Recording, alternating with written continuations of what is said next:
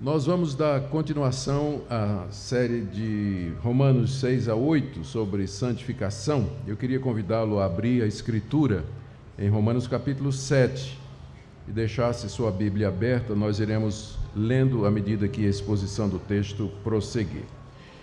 Vamos revisar aquilo que nós vimos ontem para que a gente possa pegar o fio da meada.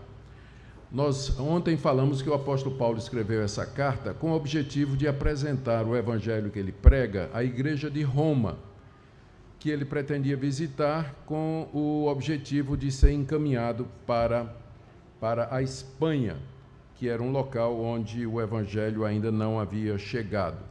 E a estratégia de Paulo era sempre pregar onde Cristo ainda não havia sido anunciado. Então, àquela altura, a Espanha não conhecia o Evangelho e Paulo tinha colocado os seus olhos e o seu coração lá, mas ele precisava de uma igreja que pudesse apoiá-lo. E Roma estava no caminho, bem no caminho. Ele não conhecia a igreja, ele não é o fundador da igreja, então ele resolve escrever uma carta indicando o seu propósito e apresentando o Evangelho que ele prega, especialmente porque ele sabia que em Roma, onde havia uma comunidade muito grande de judeus, haveria questionamentos sobre ele. Paulo estava sendo acusado de trair o judaísmo, negar a lei de Deus, de ensinar os judeus a não circuncidarem os seus filhos, ensinar o fim da lei e a destruição do templo. Então havia muita coisa contra Paulo e ele sabia que na hora que chegasse em Roma ele poderia ser questionado a respeito disso. A comunidade lá era muito forte, era tão forte a comunidade de judeus que poucos anos antes de Paulo ter escrito essa carta, o imperador Cláudio passou um édito expulsando os judeus de Roma. E foi por conta disso, inclusive, que Paulo encontrou Priscila e Áquila. Mas o curioso é que tem um historiador, se não me engano é Suetônio, que se refere a esse édito do imperador Cláudio, dizendo que ele expulsou os judeus de Roma por causa da instigação de um tal de Cresto. O pagão não sabe a diferença de Cresto e Cristo, não é? Então, quem sabe esse Cresto aí é Cristo, e o evangelho cresceu tanto em Roma que os judeus começaram a perseguir os cristãos, veio o desassossego social, o imperador que não entendia nada de religião pensou que era uma briga de seitas judaicas e expulsou todo mundo, inclusive os cristãos, de Roma. E o que deu ensejo a Paulo conhecer Priscila e Áquila nas suas viagens missionárias. Isso é só para mostrar o que é que esperava o apóstolo Paulo. Ele, ao chegar em Roma, ele sabia que ia ser questionado. Por isso, quando ele escreve essa carta, expondo os seus planos, ele toca em várias das questões que ele sabe que vão ser faladas. Ele meio que já esvazia com essa carta algumas dessas questões. Por que é que Deus deu a lei? Se a salvação é pela graça, qual o propósito da lei? Se Deus salva todo mundo pela fé, por que Israel? Existe ainda algum lugar para a nação de Israel dentro do plano de Deus? E o que dizer daqueles que vieram antes de Cristo? Como é que eles foram salvos? Então, todas essas questões os judeus levantavam e tinham contra, algumas eram contra, o apóstolo Paulo. Por isso que a carta aos Romanos, ela fala tanto de coisas referentes aos judeus. Fala da lei, da circuncisão, fala de Abraão, fala de Davi, fala da nação de Israel, fala do que aconteceu no Antigo Testamento e outras coisas relacionadas com isso. Paulo dividiu sua carta na primeira parte, ele fala da perdição de toda a raça humana, da perdição dos judeus, dos gentios e de todos em geral, capítulo de 1 até metade do capítulo 3. Depois ele fala como Deus em Cristo justifica tanto os judeus como os gentios mediante a fé, metade do capítulo 3 até o final do capítulo 5. Depois do capítulo 6 até 8, que é a parte que nós estamos vendo, ele fala de que maneira aqueles que foram justificados devem andar ou podem andar. Capítulo 6, livres do pecado. Capítulo 7, livres da lei. E capítulo 8, no poder do Espírito. E de 9 a 11 ele fala do papel da nação de Israel na história da redenção, que você pode chamar então de escatologia, o que é que ainda resta para Israel dentro do plano de Deus depois da vinda de Jesus Cristo. A partir do capítulo 12 é a parte prática da carta. Paulo trata de dons espirituais, união de judeus e gentios, liberdade cristã, comida sacrificada a ídolos e outras questões relacionadas com a igreja. E ele termina saudando uma série de pessoas que ele conhecia e que moravam em Roma. Essa é a nossa carta, é uma carta muito rica. Ela, ao contrário do que Melanchthon pensava, ela não é um tratado de teologia sistemática, ela é uma carta de um missionário apresentando a sua mensagem a uma igreja com o objetivo de angariar o apoio daquela igreja para seguir na sua viagem. Ela parece bem sistemática porque Paulo está apresentando os pontos principais daquilo que ele prega. Ontem nós vimos Paulo tratando de duas objeções que ele já antecipa que os judeus fariam quando ele chegasse em Roma. Primeiro se a salvação é pela graça, como Paulo ensinou, capítulo 3 até o 5, então significa que quanto mais nós pecarmos, mais da graça de Deus nós podemos experimentar. Paulo responde dizendo que aquele que foi unido com Cristo pela graça de Deus na sua morte e na ressurreição, ele não está mais debaixo do domínio do pecado. E, portanto, ele pode, sabendo disso, considerar-se assim e se oferecer a Deus para viver uma vida santa onde o pecado não é necessário. A segunda objeção que nós vimos ontem também é que os judeus então dizem, olha, ele pensa, Paulo está antecipando, você está dizendo que nós somos salvos pela graça e não estamos mais debaixo da lei de Deus. Então, se não estamos mais debaixo da lei de Deus, nós podemos viver em pecado? Porque sem lei não há pecado. O que caracteriza o pecado é a quebra da lei. Se você não tem lei, então também não tem pecado. Você está dizendo que a gente é salvo sem a lei. Então quer dizer que a gente pode pecar à vontade? E Paulo responde na parte final do capítulo 6, de maneira nenhuma. Nós já morremos para o pecado. Nós somos livres da condenação do pecado e nós podemos servir a Deus como servos, porque o salário do pecado é a morte, mas o dom gratuito de Deus é a vida eterna em Cristo Jesus, e foi aí que nós paramos ontem, no verso 23. Agora Paulo, no capítulo 7, ele vai responder a duas objeções, a mais duas objeções. A primeira é, Paulo, você está dizendo que a lei é pecado, já que nós não somos salvos pela lei e não estamos mais debaixo da lei, você está dizendo que a lei é pecado? Isso ele vai responder a partir do verso 7.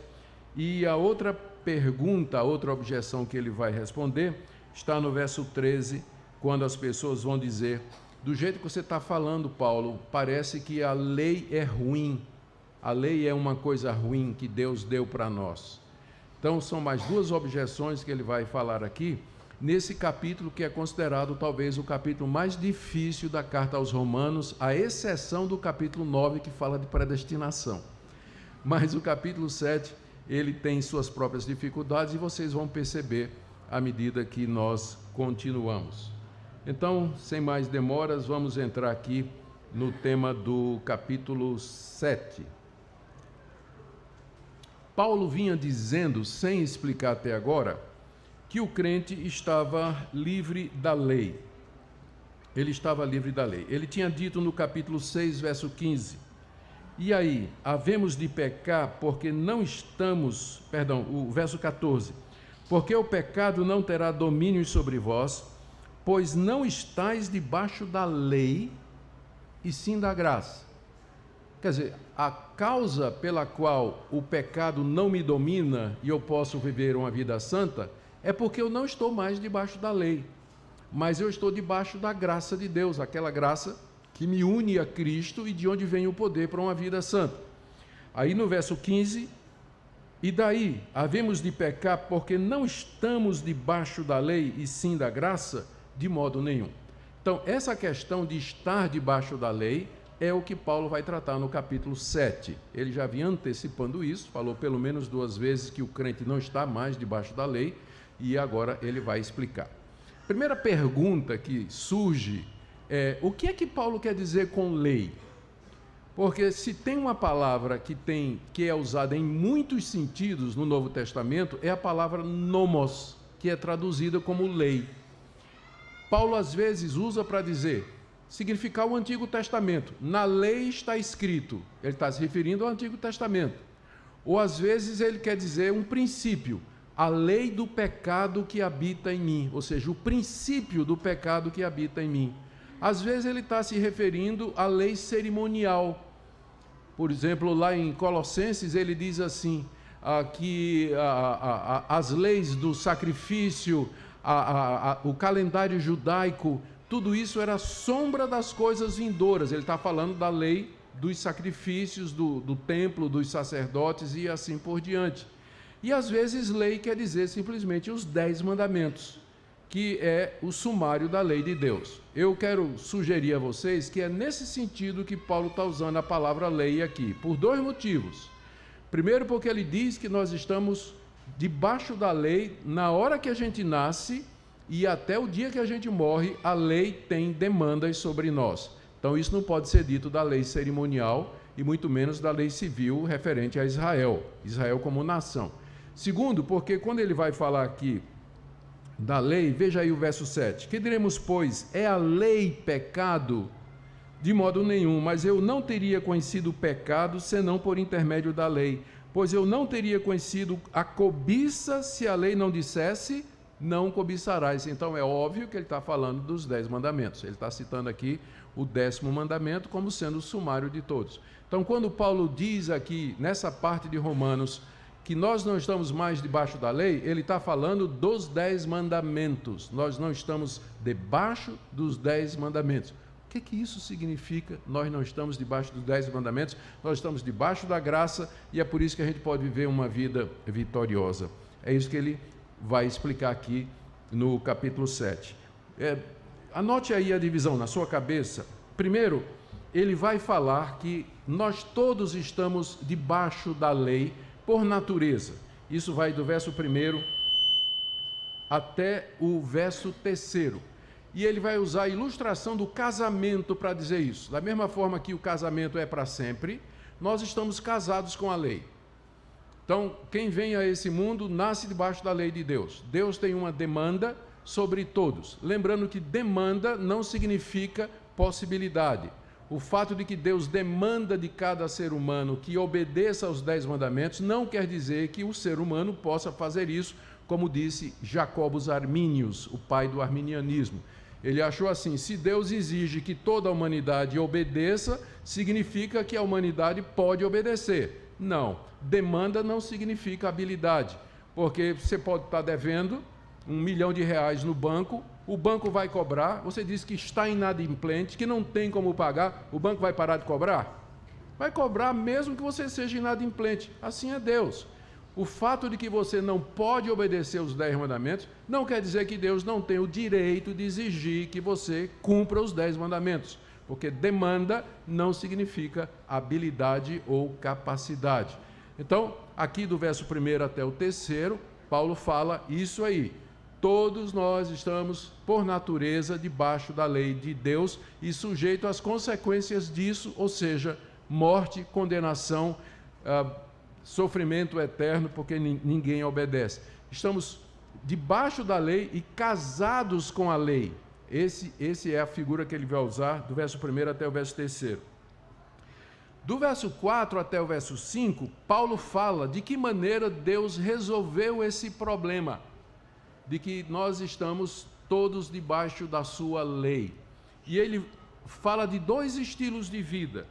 Primeiro, o estilo de vida debaixo pelo Espírito, que ele vai expor no capítulo 8, que é o verso 4. Ele fala de como nós, pelo Espírito, fomos libertos. Isso ele vai expor no capítulo 8. E ele fala da vida debaixo da lei, que ele, aqui no verso 5, que é o que ele vai expor aqui no restante do capítulo 7. Então, deixa eu explicar. De 1 a 3, casados com a lei. Do verso 4 a 5, 2 modos de existência, debaixo da lei e no Espírito. Do verso 7 até o verso 12, ele fala do propósito da lei. Se ele está dizendo, se ele está falando dessa maneira da lei, então por que que Deus deu os 10 mandamentos? Eu não posso cumprir. Sou demandado para fazer uma coisa que eu não consigo. Se eu tento viver debaixo da lei, eu percebo que eu vou morrer, eu vou ser condenado porque eu não consigo obedecer. Então por que que Deus deu os 10 mandamentos? Por que é que ele deu? Paulo responde aí do verso 7 até o verso 12. E aí vem a pergunta, essa última parte aí do verso 13 até o verso 25, e aí é que é o nó do capítulo 7, ele narra a experiência de alguém vivendo debaixo da lei, tentando guardar a lei, sem condições de fazer isso.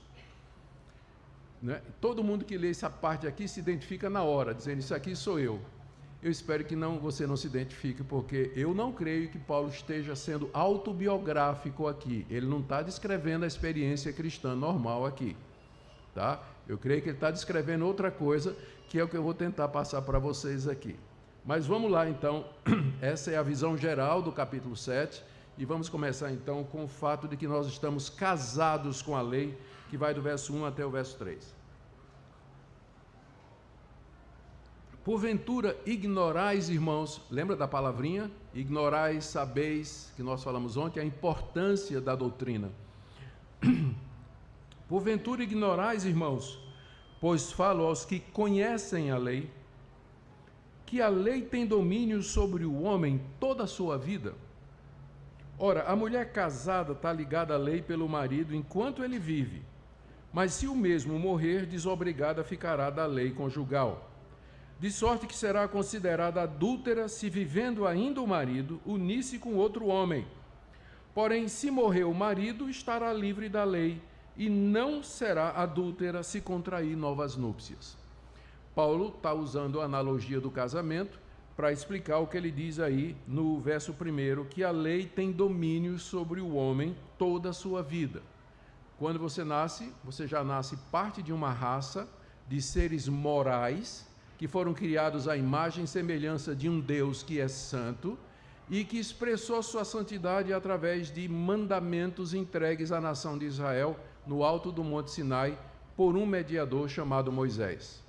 Nessa lei, Deus diz: você não pode ter outros deuses além de mim, você não vai fazer para você imagens de escultura, você não vai adorá-las, você não vai tomar o meu nome em vão, você vai lembrar-se do dia de sábado para o santificar, você vai respeitar os seus pais, você não vai dar falso testemunho, você não vai ser desonesto ou roubar, você não vai adulterar, você não vai matar e você não vai cobiçar nada que pertença ao seu próximo. Então, essa é a demanda do Deus santo, justo e bom sobre todos nós. Desde que a gente nasce, a gente está debaixo disso aqui.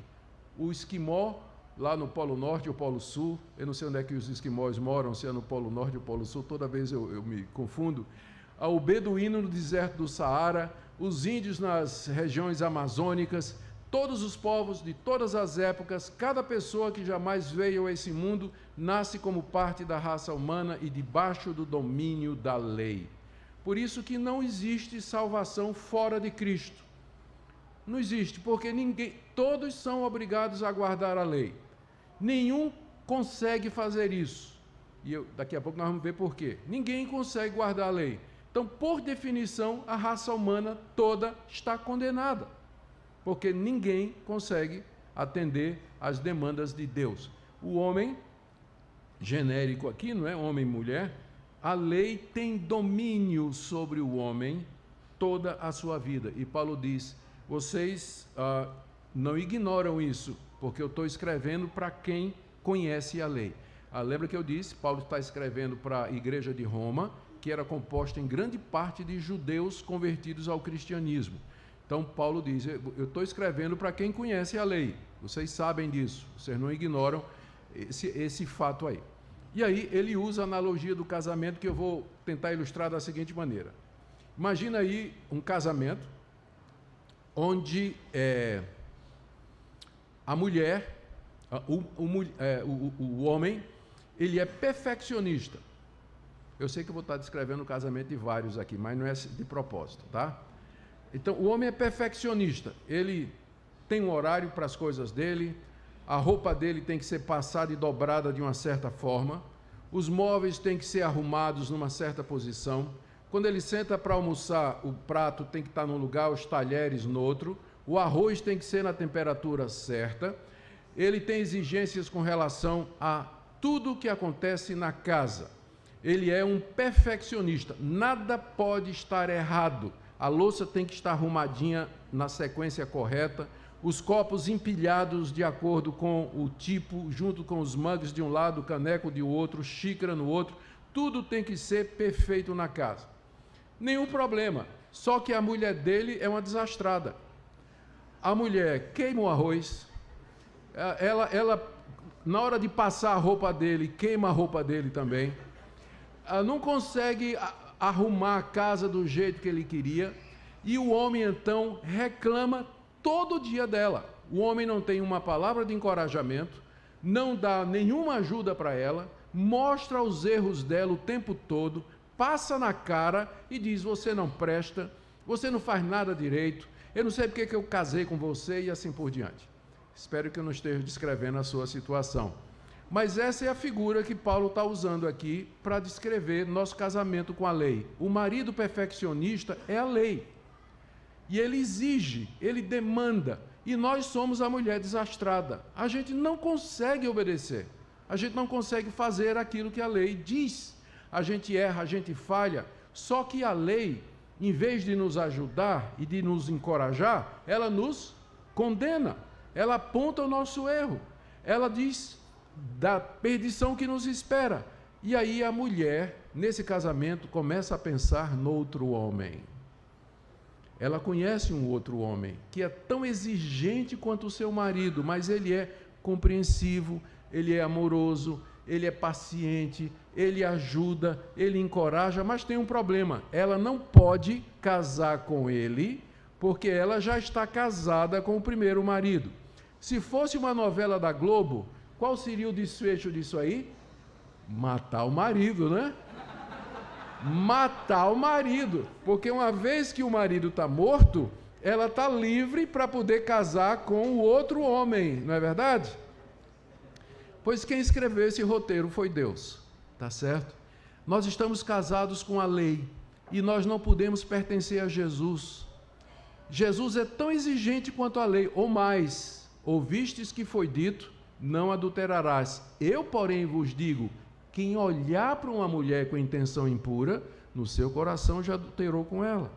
Jesus é mais exigente do que a lei, mas ele perdoa, ele compreende, ele sustenta, ele ajuda, ele está disposto a caminhar conosco. Mas eu não posso me unir a Cristo porque eu estou debaixo do domínio da lei. O que é que Deus fez? A resposta de Deus não foi tirar a lei, mas foi de nos matar. Veja como Paulo faz isso aqui, olha. Eu vou ler outra vez, verso 2. A mulher casada está ligada pela lei ao marido enquanto ele vive. Então, tudo parece sugerir que Paulo está caminhando para dizer que o marido vai morrer, não é? A mulher está casada pela lei ao marido enquanto ele vive. Se o mesmo morrer, desobrigada ficará da lei conjugal. Então, ele está levando o leitor a pensar que o caminho de Deus é tirar a lei, não é? Matar o marido.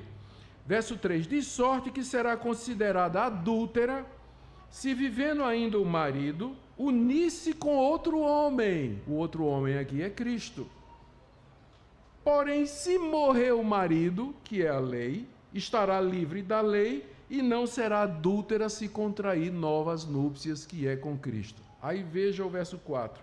Assim, meus irmãos, também vós morrestes. Quem morre aqui é a mulher. Vós morrestes relativamente à lei por meio do corpo de Cristo para pertencerdes a outro, a saber, aquele que ressuscitou dentre os mortos, a fim de que frutifiquemos para Deus. Esse foi o caminho de Deus, nos tirar daquela relação com a lei pela morte, para que nós pudéssemos casar com um novo homem, um outro homem, Jesus Cristo, nosso Senhor e nosso Salvador.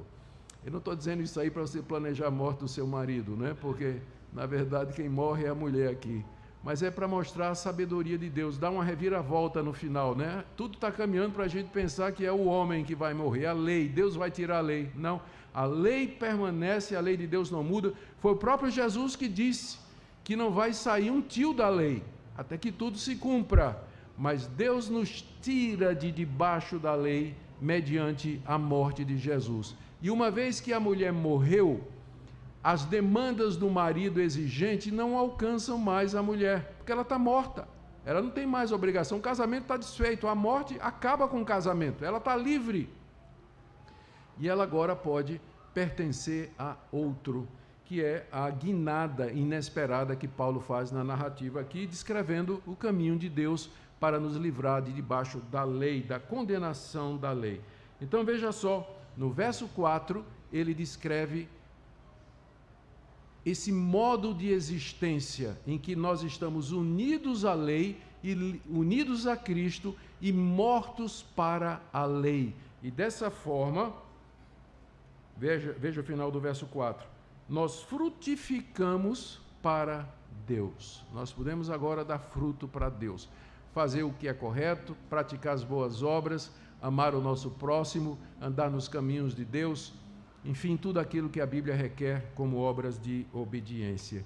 Que coisa maravilhosa, não é? É o mesmo princípio que nós vimos ontem em Romanos 6. Deus também não tirou o pecado de nós, mas Ele nos matou com relação ao pecado. Nós morremos unidos a Cristo para o pecado, de maneira que agora nós podemos viver para Deus. Então, essa consciência de que em Cristo você morreu para o pecado e para a lei, ela está na base de uma vida cristã vitoriosa, de uma vida cristã onde o pecado não é obrigado, onde você vive uma plenitude de santidade e cheio do Espírito Santo para louvar a Deus. Não é baseado no seu esforço, no seu merecimento, na sua capacidade de jejuar, na sua capacidade de obedecer, de cumprir propósito ou qualquer outra promessa que você tenha feito a Deus. Não. Está baseada na sua união com Cristo, e é dessa união com Cristo que provém todas as virtudes e todo o poder que nós precisamos para viver a vida cristã. Em Cristo estamos mortos para o pecado, em Cristo estamos mortos para a lei, e agora nós podemos viver para Deus unidos com o marido que é Jesus Cristo. E agora no verso 5, aliás, no verso 4, Paulo deu a resolução do problema, não é? E nos versos 5 e 6, ele fala, eu me equivoquei aqui nos versículos quando anunciei a divisão, é nos versos 5 e 6 que ele agora coloca diante de nós dois modos de existência que serão objeto dos dois próximos capítulos. O primeiro módulo de existência é a vida debaixo da lei, verso 5. Pois quando vivíamos segundo a carne, viver segundo a carne é a mesma coisa de viver debaixo da lei. Quando vivíamos segundo a carne, as paixões pecaminosas postas em realce pela lei operavam em nossos membros a fim de frutificarem para a morte. Ele aqui está descrevendo a vida debaixo da lei, que é a mesma coisa de a vida na carne. Carne aqui, em Romanos, não significa o crente carnal. Não é que às vezes o pessoal pensa assim, a pessoa é crente, mas tem uma vida carnal. Carne aqui é a pessoa não regenerada. Não regenerada é a pessoa que não nasceu de novo. Viver na carne não é como o fulano agora é crente, mas ele só vive na carne no trânsito, né? O cara fechou ele entra na carne. Paulo não está falando disso aqui. Carne é o modo de existência debaixo da lei, que é o modo de existência da pessoa que não se converteu ainda. Ela está debaixo da lei, é obrigada a cumprir a lei, mas ela vive pelo poder da sua carne. Ela não conhece a Cristo, não vive pelo poder de Cristo. E o resultado é que a lei opera paixões pecaminosas na carne e frutifica para a morte. O resultado dessa condição é a morte. Em contraste, agora veja o verso 6, né? Agora, porém, o porém estabelece o contraste, libertados da lei, Estamos mortos para aquilo a que estávamos sujeitos, de modo que servimos em novidade de espírito e não na caducidade, na velhice da letra. Percebe? São dois modos de existência. Debaixo da carne, debaixo da lei, na carne, seguindo as paixões e vivendo para a morte. O outro modo de existência é libertos da lei, mortos para a lei, servindo em novidade de espírito e não na velhice da letra. Paulo vai explicar cada um desses modos de existência em separado. O restante do capítulo 7 é a explicação da vida debaixo da lei, na carne, operando a morte. Capítulo 8, vida no espírito, libertos da lei, frutificando para Deus. É o que nós vamos ver hoje à noite. Mas vamos começar aqui agora com a explicação mais ampla que o apóstolo Paulo vai dar sobre a vida na carne, debaixo da lei, onde a gente segue as paixões e o resultado é a morte. Ele responde, do verso 7 ao verso 12, em sequência, a seguinte objeção: que diremos, pois, é a lei pecado? Porque alguém pode chegar a essa conclusão, que Paulo está dizendo que uma vez que a lei é quem produz pecado, porque sem pecado não tem, sem lei não tem pecado, eu posso então dizer a conclusão, chegar à conclusão de que a lei, o problema é a lei, que ela em si é pecaminosa, que ela está errada, que ela tem um propósito maligno? Olha a resposta de Paulo no verso 7. É a lei pecado? De modo nenhum. É a terceira vez que ele usa essa expressão megenoito no grego. São duas negativas, não é? Que não aconteça. Mas aí ele passa a dizer do verso 7 até o verso 12, por que é que a lei foi dada. Vamos ler? De modo nenhum, mas eu não teria conhecido o pecado senão por intermédio da lei. Pois não teria eu conhecido a cobiça se a lei não dissera não cobiçarás. Mas o pecado, tomando a ocasião pelo mandamento, despertou em mim toda sorte de concupiscência, porque sem lei está morto o pecado. Outrora sem lei eu vivia, mas sobrevindo o preceito, reviveu o pecado e eu morri. E o mandamento que me fora para a vida, verifiquei que esse mesmo se me tornou para a morte. Porque o pecado, prevalecendo-se do mandamento, pelo mesmo mandamento me enganou e me matou. Por conseguinte, a lei é santa e o mandamento santo e justo e bom. Paulo aqui, então, explica que a lei não é pecado, dizendo para que é que a lei foi dada. E eu queria ver com vocês aqui. A primeira coisa que eu queria que vocês observassem é a mudança na orientação do discurso. Porque até agora Paulo está falando na terceira pessoa, né? Ele, você, ou segunda, você, ou então ele, mas aqui ele começa a falar na primeira pessoa do singular. É a primeira vez na carta aos Romanos onde ele começa a falar eu. Tem mais de 20 referências aqui ao eu ou algum verbo começando ou algum verbo na primeira pessoa do singular. Eu. Então a pergunta primeira que a gente tem que fazer é: quem é esse eu que Paulo se refere aí? A resposta mais simples, mais óbvia, é que você vai dizer assim: Paulo está falando dele. Não é isso que eu significa? Né? Então Paulo está sendo biográfico aqui, ele está falando da experiência dele. E aí você lê essa experiência aqui, não é? Que eu conheci o pecado pela lei, a lei despertou o pecado em mim, o mandamento que era para a vida, verifiquei para a morte. Aí você diz: aqui, sou eu, essa é a minha experiência. Esse é o problema da gente ir para a Bíblia com a experiência da gente, não é? A gente não deve usar as experiências nossas para entender a Bíblia, mas usar a Bíblia para entender as nossas experiências. Há várias razões pelas quais o apóstolo Paulo não está falando dele aqui. Veja comigo algumas dessas razões. Primeira, ele diz aqui no verso 8, o pecado, ele diz no verso 9, outrora sem a lei eu vivia, mas sobrevindo o preceito, reviveu o pecado e eu morri. Paulo nunca viveu sem lei, ele nasceu fariseu, ele nasceu da tribo de Benjamim, ele sempre foi judeu.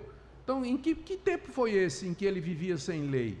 E que a lei veio e aí o pecado reviveu na vida dele? Então, isso não bate com a vida, não bate aqui com o que a gente sabe a respeito da vida do apóstolo Paulo. E tem outros argumentos que eu vou usar em seguida. Então, uma outra opção provável, e é a que eu acho que melhor explica isso aqui, é que Paulo não está sendo autobiográfico, mas ele está usando o que a gente chama de um eu retórico. Por exemplo, eu vou explicar para vocês aqui como é que funciona uma motocicleta, tá?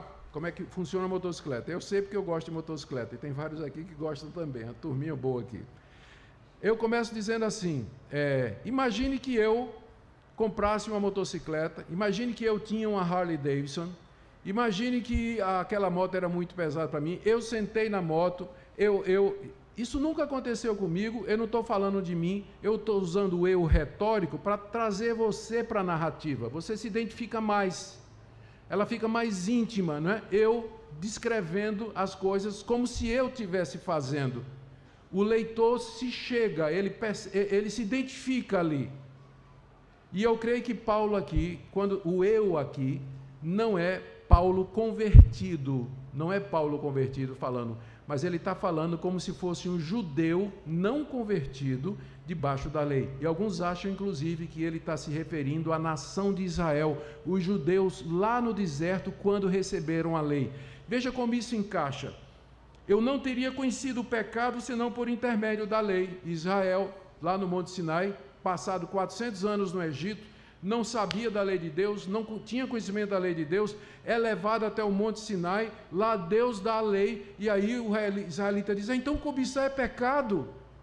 Eu não teria conhecido o pecado senão pela lei. Na hora que Israel recebe a lei, tem consciência de pecado.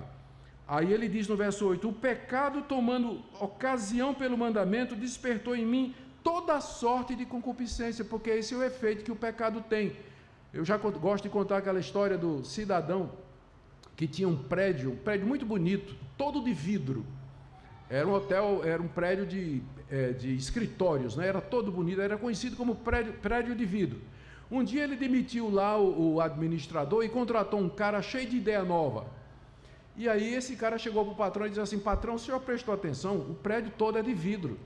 E fica bem aqui nessa avenida. Já pensou na possibilidade de alguém passar, pegar um tijolo e jogar aqui no prédio de vidro, sabendo que isso aqui é de vidro? Então, o senhor deixa eu fazer uma tabuleta, é proibido jogar pedra no vidro? Aí o patrão disse, tudo bem. Aí o cara botou lá uma placa desse tamanho, é proibido jogar pedra no vidro. Imagina o que aconteceu no dia seguinte, que nunca tinha acontecido antes da placa estar ali. A lei desperta o pecado. A lei caracteriza o pecado, ela dá vontade de pecar. Né? Ela dá vontade de pecar. É isso que ele diz aqui, ó. O pecado, tomando ocasião pelo mandamento, despertou em mim toda sorte de concupiscência. Veja o verso 9. Outrora sem a lei eu vivia. Israel no Egito, ele não tinha recebido a lei, mas agora no Monte Sinai, ele agora recebe a lei. Outrora sem lei eu vivia, mas sobrevindo o preceito, reviveu o pecado e eu morri. Aquela lei maravilhosa que Israel recebeu no Monte Sinai, os 10 mandamentos, ele achou que era uma coisa maravilhosa, mas começou a sentir os efeitos, como ele diz em seguida. O mandamento, verso 10, e o mandamento que me fora para a vida, porque foi isso que foi dito a Israel, ande nos mandamentos e você vai viver. E a nação de Israel disse, beleza, vamos cumprir, faremos. Lembra que Moisés disse, essa é a lei de Deus, vocês aceitamos tudo que Deus disser, faremos. A nação de Israel disse isso lá no pé do Monte Sinai. O que aconteceu na mesma ocasião? Fizeram um bezerro de ouro. Já começaram quebrando os 3 primeiros mandamentos, bezerro de ouro, aquilo que era para a vida, eles descobriram que era para morte. A lei provocava isso, despertava esse tipo de coisa. Verso 10, o mandamento que me fora para a vida, verifiquei que o mesmo se me tornou para a morte. 40 anos no deserto, quebrando todos os mandamentos de Deus, vez após vez. Tentaram a Deus, murmuraram, praticaram idolatria, praticaram imoralidade, questionaram a Deus, foram incrédulos, a ponto de Deus dizer, vocês não vão entrar na terra prometida. A lei faz isso. Viver debaixo da lei produz isso. Então, aqui está a explicação que Paulo está dando para os judeus. Por que a lei foi dada? A lei foi dada para caracterizar que vocês são pecadores. A lei foi dada para mostrar a natureza carnal que habita em cada um de vocês. A lei foi dada para mostrar que vocês não podem satisfazer a Deus por vocês mesmos, por mais que vocês tentem. E a partir do verso 13 até o verso 25, Paulo descreve a agonia do judeu debaixo da lei, querendo agradar a Deus pelo seu próprio esforço. Deixe-me fazer algumas observações aqui. Ele ainda está falando, essa segunda parte, ela parece ainda mais com a nossa experiência. Eu não estou negando que existe uma luta no crente. Eu estou só dizendo que Romanos 7 não está falando dessa luta. Porque essa luta do crente contra o pecado, o crente vence. E você encontra uma descrição dela, por exemplo, no final de Gálatas. Gálatas capítulo 5, quando Paulo fala do conflito do espírito contra a carne. E Paulo diz, se você andar pelo espírito, você não vai satisfazer os desejos da carne. Então tem um conflito. Ele diz que o espírito luta contra a carne e a carne contra o espírito. Está lá no final de Gálatas. Mas lá você percebe que tem vitória. Aqui não tem vitória. O eu é derrotado o tempo todo. Ele nunca faz o que é certo. Além do mais, nós acabamos de ver no capítulo 6 que Paulo falou de uma vida de vitória, que nós não somos mais escravos do pecado, que nós podemos viver de maneira a agradar a Deus. A experiência que Paulo narra aqui no capítulo 7 do eu é de alguém constantemente derrotado que usa termos que contradizem o que Paulo fala no capítulo 6, se Paulo está descrevendo a experiência dele como cristão. Eu sei que a tentação é muito grande. Você chega aqui, olha para esse capítulo, e aí você diz, é eu. Quer ver? Vamos ler? Você diz, sou eu isso aí, ó. Verso 13. Acaso o bom se me tornou em morte? De modo nenhum. Pelo contrário, o pecado, para revelar-se como pecado por meio de uma coisa boa, causou-me a morte, a fim de que pelo mandamento se mostrasse sobremaneira maligno. Porque bem sabemos que a lei é espiritual. Eu, todavia, sou carnal, vendido à escravidão do pecado, pois nem mesmo compreendo o meu próprio modo de agir, pois não faço o que prefiro e sim o que detesto. Ora, se eu faço o que não quero, consinto com a lei que é boa. Nesse caso, quem faz isso já não sou eu, mas o pecado que habita em mim. Porque eu sei que em mim, isso é, na minha carne, não habita bem nenhum, pois querer o bem está em mim, não porém efetuá-lo. Porque não faço o bem que prefiro, mas o mal que não quero, esse faço. Mas se eu faço o que não quero, já não sou eu quem faz, e sim o pecado que habita em mim. Então, ao querer fazer o bem, encontro a lei, de que o mal reside em mim. Porque no tocante ao homem interior, tenho prazer na lei de Deus, mas vejo nos meus membros outra lei que, guerreando contra a lei da minha mente, me faz prisioneiro da lei do pecado que está nos meus membros. Desventurado homem que sou, quem me livrará do corpo dessa morte? Graças a Deus por Jesus Cristo nosso Senhor. De maneira que eu de mim mesmo com a mente sou escravo da lei de Deus, mas segundo a carne da lei do pecado. Pastor, para aí, isso aqui sou eu. Isso aqui sou eu. Isso aqui está descrevendo a experiência do crente. O crente ama Deus, conhece a vontade de Deus, quer fazer a vontade de Deus, mas ele nunca faz. Ele vive escravo do pecado. Irmão, tem certeza disso? É o que você está dizendo aqui. O eu, você percebeu, ele nunca faz o que é certo. O eu aqui nunca faz o que é certo. Nunca faz o que é certo. Como entender isso aqui? Então, é isso que eu estou propondo para vocês. Essa minha posição não é minha. Você vai encontrar gente reformada muito boa, como Herman Ridderboss, Martin Lloyd Jones e vários outros reformados que seguem essa posição aqui, mas ela é a posição minoritária. A posição majoritária que você vai pegar inclusive dos reformadores, Calvino, Lutero, eles vão dizer que isso aqui é a experiência do crente. Mas eu gosto muito de Calvino, sempre que falo dele eu tiro o chapéu, mas ele não era infalível de acordo com a Confissão de Fé de Westminster, não é? Os concílios são todos passíveis de errar. Mas eu entendo que uma leitura exegética do texto nos obriga a chegar à conclusão que se isso aqui é a experiência cristã normal, nós estamos em contradição com o capítulo 6 e com o capítulo 8. Paulo tem que estar descrevendo aqui alguma outra coisa. E eu creio que ele está descrevendo aqui o judeu piedoso que ama a lei de Deus. Você diz, é possível isso? É, aqui mesmo, capítulo 2, eu deixei até marcado. Abra aí, capítulo 2 de Romanos. Porque você vai dizer assim, pastor, mas está dizendo aqui que tem prazer na lei de Deus. Mas o judeu também tinha. Olha aqui, Romanos capítulo 2, verso 17. Se, porém, tu que tens por sobrenome judeu, repousas na lei, te glorias em Deus, conheces a sua vontade, aprovas as coisas excelentes, sendo instruído na lei, estás persuadido de que és guia dos cegos, luz dos que se encontram em trevas, instrutor de ignorantes, mestre de crianças, tendo na lei a forma da sabedoria e da verdade. Olha, era essa a atitude do judeu para com a lei. Amava a lei, sabia que era verdade, tinha prazer na lei, ensinava a lei. Então, é de um judeu piedoso querendo fazer a vontade de Deus que nós estamos falando aqui. Só que, vamos tomar por exemplo o apóstolo Paulo. Quando você lê as cartas do apóstolo Paulo, em nenhuma delas você vai encontrar Paulo dizendo que na época, antes dele se converter, ele tinha alguma crise de consciência, de que ele estava fazendo alguma coisa errada, não é verdade? Ele sempre vai dizer que tinha certeza de que estava fazendo a vontade de Deus, que estava fazendo um favor a Deus quando perseguia os cristãos. Ele sempre teve uma consciência limpa diante de Deus. Ele era um fariseu satisfeito. Como é que é isso aqui? Essa descrição de Paulo não bate com o que ele está descrevendo no capítulo 7. O que a gente diz é que essa descrição aqui, que eu acabei de ler, é de um judeu debaixo da lei, que olha para a sua situação da perspectiva cristã. Deixa eu explicar isso aqui. Antes de eu me converter, eu vivi uma vida em pecado. Eu disse que a gente tem que se referir isso aí com vergonha. Mas eu vivi uma vida de pecado. Embriaguez, prostituição, violência, assalto à mão armada. Eu tive uma vida de bandido. Eu vivia assim.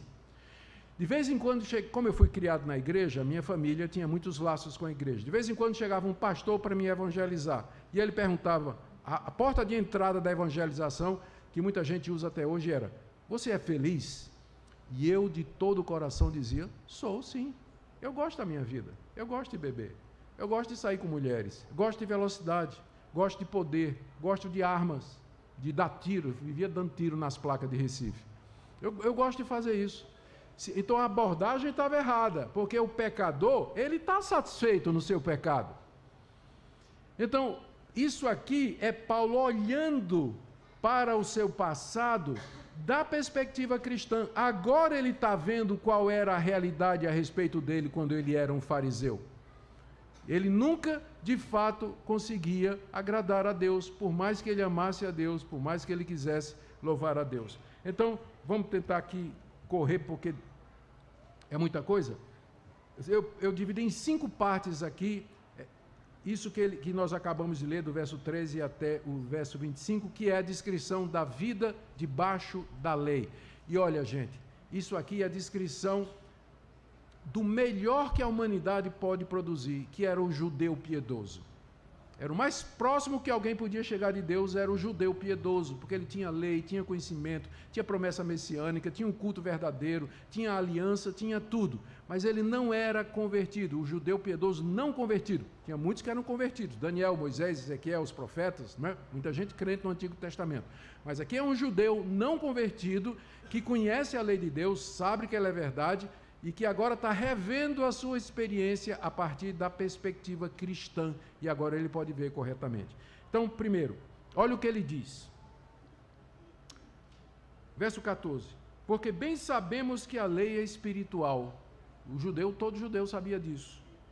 Eu, todavia, sou carnal, vendido à escravidão do pecado. Como é que isso bate com o capítulo 6, quando a gente aprendeu que nós não somos mais escravos do pecado? E que nós não andamos mais na carne, mas no espírito? Não bate, não é? É uma contradição. Eu sou carnal, vendido sob a escravidão do pecado. Eu não estou mais vendido sob a escravidão do pecado. Eu não vivo mais na carne, eu vivo no espírito. E eu já fui liberto da escravidão do pecado. Mas essa situação aqui é de alguém não convertido, debaixo da lei, querendo agradar a Deus pelo seu próprio esforço. Aqui não está falando da experiência do regenerado, mas do não regenerado, o melhor que se pode obter. O mais próximo de Deus que o não regenerado pode chegar, ainda assim é isso aqui. Verso 15, porque nem mesmo compreendo, aqui ele fala que é incapaz de fazer o bem, nem mesmo compreendo o meu próprio modo de agir, pois não faço o que prefiro, e sim o que detesto. Isso descreve sua vida, você sempre está fazendo o que você detesta e não o que você prefere, então tem alguma coisa errada na sua vida, meu irmão. Tem alguma coisa errada na sua vida, você só faz o que você detesta. O pecado que você sabe que ofende a Deus, você só faz isso o dia todo, passa o dia todo olhando para a mulher do seu próximo, passa o dia todo mentindo para as pessoas ao seu lado, passa o dia todo sendo desonesto nos seus negócios, passa o dia todo fazendo promessa aos santos, à Virgem Maria, à mediação dos santos, adorando outros deuses. É assim que você vive? Porque é isso que esse versículo está dizendo. Eu não faço o bem que eu sei que eu tenho que fazer, mas o mal que eu detesto. O mal que eu detesto. Verso 16, ainda dentro desse ponto. Ora, se eu faço o que não quero, consinto com a lei que é boa. Eu sei que a lei é boa, o judeu diria isso. A lei é boa, o problema não é a lei. Nesse caso, quem faz isso não sou eu, mas o pecado que habita em mim. Esse é o propósito da lei, trazer essa consciência de que você é um pecador. Que aí o verso 18, olha. Porque eu sei que em mim, isso é, na minha carne, não habita bem nenhum. Para isso que a lei foi dada, para que você chegue a essa conclusão, que em você, na sua carne, não habita bem nenhum. E aí, me fale aqui em livre-arbítrio, né? Me fale aqui em o homem ser capaz de, por ele mesmo, decidir as coisas de Deus. Ele não faz o bem, né? Ele sabe que tem que crer em Cristo, mas ele não consegue.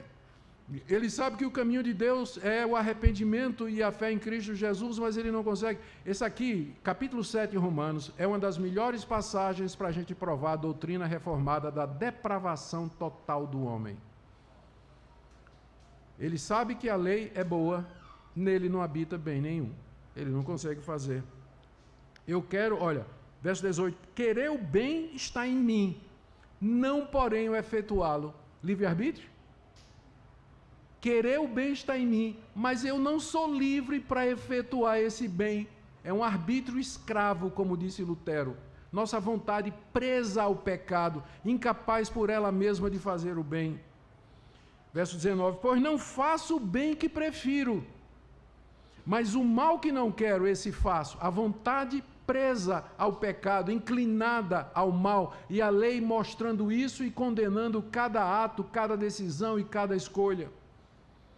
Verso 20, mas se eu faço o que não quero, já não sou eu quem faz, e sim o pecado que habita em mim. Aqui ele está fazendo uma distinção, né, entre a consciência dele, que ele sabe o que é certo, ele tem conhecimento da lei de Deus, e a vontade escrava dele, a vontade que não segue o que a mente diz, ele não consegue simplesmente fazer o que é certo. Então, ao querer fazer o bem, verso 21, encontro a lei de que o mal reside em mim. Porque no tocante ao homem interior tem um prazer na lei de Deus. Já vimos no capítulo 2 que era isso que o judeu tinha. O judeu tinha prazer na lei de Deus. Ele sabia, se gloriava na lei, falava sentia-se um povo diferente, era o povo eleito, filhos de Abraão. Ele se gloriava na lei, tinha prazer na lei de Deus. Mas uma coisa é você intelectualmente saber dessas coisas e outra é fazer. Verso 23.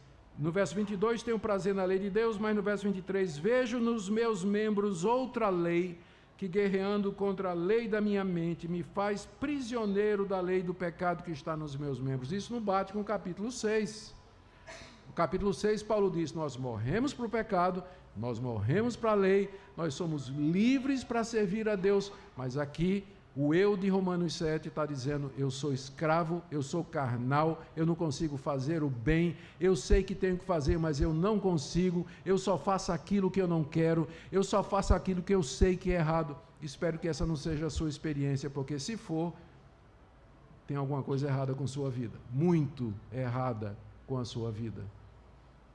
Aí, ele grita no verso 24: desventurado, miserável homem que sou, quem me livrará do corpo dessa morte? Está aqui o propósito pelo qual a lei foi dada, para levar o homem a dar esse grito aqui.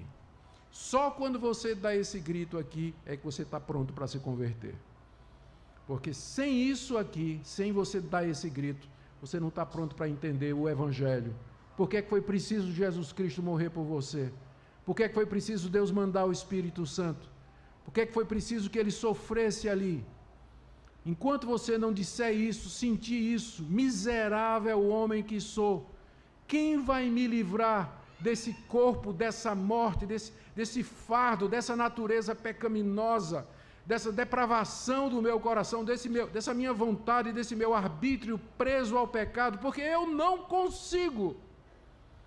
Enquanto você não chegar nesse ponto, você não vai poder apreciar as boas novas do Evangelho, a beleza de Cristo, o poder de Cristo, a graça de Deus, a sabedoria de Deus em mandar Jesus para poder salvar você dessa situação. E aí era como se Paulo chegasse no ouvido do eu, do desesperado aqui, né, do miserável, dizendo: miserável homem que sou, desgraçado que eu sou, quem me livrará? Aí Paulo chega no ouvido dele e antecipa o capítulo 8, graças a Deus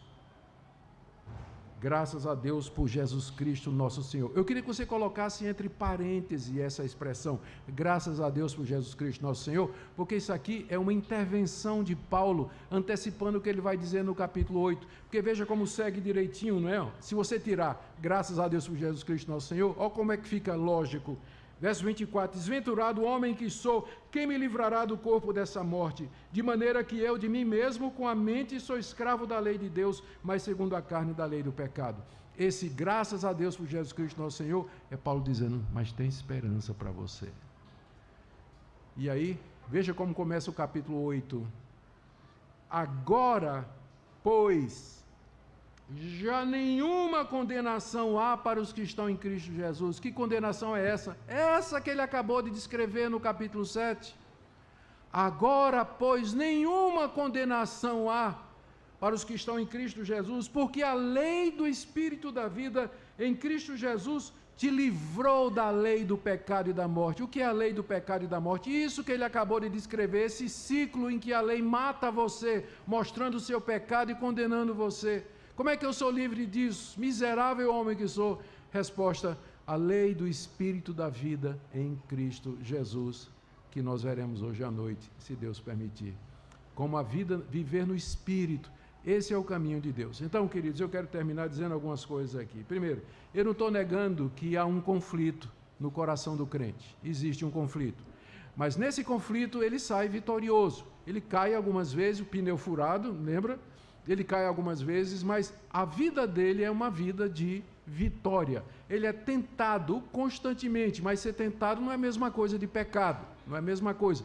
Pelo poder da união dele com Cristo, no Espírito Santo, ele pode dizer não ao pecado e resistir às tentações no correr do dia, a ponto de chegar no fim do dia e dizer a Deus: Senhor, graças te dou, foi um dia difícil, de muita luta, mas pela tua misericórdia eu não tenho consciência de ter ofendido ou quebrado a tua lei em nenhum momento, porque pela tua graça tu me sustentaste e me guiaste. Não é perfeccionismo, mas é uma possibilidade de vida superior, de vida de vitória sobre o pecado. Não estou negando o conflito, estou só dizendo que Romanos 7 não parece ser a respeito do conflito cristão, mas a descrição do que, por que a lei foi dada. Ela foi dada para produzir esse grito em nós, para que nós pudéssemos então correr ao Senhor Jesus. A segunda coisa que eu queria dizer, concluindo, é que mesmo que, na minha opinião, Paulo não esteja descrevendo a experiência do cristão, de alguém regenerado, quando cristãos que não sabem do Evangelho, que conhecem só o básico do Evangelho, eles tentam se santificar pela própria força e pela sua própria determinação, ele vai sentir isso aqui. Se você, como cristão, tentar agradar a Deus, se santificar, viver uma vida agradável a Deus, na sua própria força, você vai sentir isso aqui. Você vai dizer, mas eu não consigo, e não consegue mesmo não. Né? A melhor época para você lembrar isso para os crentes é em fevereiro de cada ano novo, porque geralmente em janeiro eles fazem propósitos, né? Esse ano vou ler minha Bíblia todo dia. Então, fevereiro, meu sermão clássico é dizer, a prova da sua pecaminosidade é que você quebrou seu voto, você não leu sua Bíblia todo dia, você não orou todo dia, você não fez coisas que você prometeu. Boas resoluções, boas intenções, propósitos, votos, nada disso vai livrar você do domínio do pecado, mas a união com Cristo que nos livra do domínio do pecado e do domínio da lei. Cristãos que tentam agradar a Deus no seu próprio esforço, eles vão sentir alguma coisa parecida com isso aqui. Outra coisa aqui que eu estou dizendo, é importante você lembrar. Eu não estou negando o valor da lei. Eu falei em sermos livres da lei, que é o que Paulo diz aqui. E eu disse que viver debaixo da lei produz esse tipo de efeito aqui. Mas em nenhum momento eu disse que Deus tirou a lei. Eu sempre disse que Deus nos tirou de debaixo dela. Na Reforma Protestante, uma das diferenças entre Lutero e Calvino foi que Lutero fez uma antítese muito grande entre lei e graça. Calvino já entendia que a lei continuava a servir para o crente, mas na função de pedagogo, para responder àquela pergunta, o que é que eu faço para agradar a Deus? E a resposta é a lei. Você siga a Deus, a ponto de dizer assim, a lei me leva a Cristo para a justificação, porque ela faz com que eu grite, não é? A lei me leva a dar esse grito. A lei me leva a Cristo para a justificação, e Cristo me manda de volta para a lei, para a santificação. Porque eu chego a Cristo e digo assim, o Senhor é o meu Salvador. O Senhor morreu por mim, pagou minha culpa, cumpriu toda a lei no meu lugar. O que é que eu faço para agradar o Senhor? Cristo se volta para mim e diz assim, não terás outros deuses diante de mim, não farás para ti imagem de escultura, não tomarás meu nome em vão, não adulterarás, honra teu pai e tua mãe, não cobiçarás, e assim por diante. Então, a lei continua funcionando para o cristão como caminho de gratidão. Isso está no catecismo, está na Confissão Belga e no catecismo de Heidelberg, que a lei é a norma de gratidão. Como é que eu agradeço a Deus por ter me salvado? Obedeça a lei dele. Não para a salvação, porque você já foi salvo. Pela graça. Não para isso, mas para agradar a Deus, para fazer a vontade dele. E dessa forma o ciclo está completo. E a última coisa que eu queria dizer, que eu já falei, vou repetir. Eu não conheço um capítulo do Novo Testamento que mais claramente ilustre a doutrina da depravação total do que Romanos capítulo 7. Que mostra com clareza que a natureza humana corrompida, manchada pelo pecado, ela nunca pode agradar a Deus. Eu não conheço um capítulo melhor para falar a respeito do arbítrio e dizer que o arbítrio não é livre. Olha aqui, a pessoa sabe o que faz, mas ela não faz nenhuma vez. Por que não é livre? Por que não faz? Porque não é. O pecado escravizou o nosso arbítrio e nossa vontade. Mas eu termino aqui com aquele sussurro de Paulo no ouvido do miserável. Graças a Deus por Jesus Cristo, nosso Senhor. Amém? Vamos ficar em pé e vamos orar, terminando.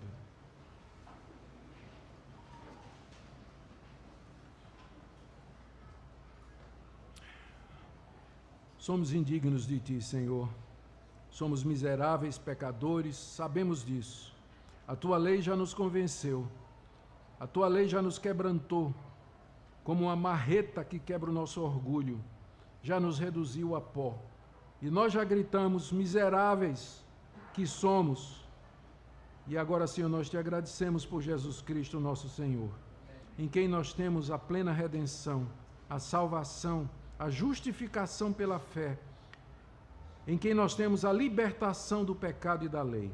Eu quero orar por alguém que está aqui nessa manhã, que ainda não entendeu, alguém que ignora, que não sabe o caminho de uma vida plena. Que o Senhor abençoe, que o Senhor abra os olhos, para que nós possamos ver as maravilhas da Tua lei e do Evangelho.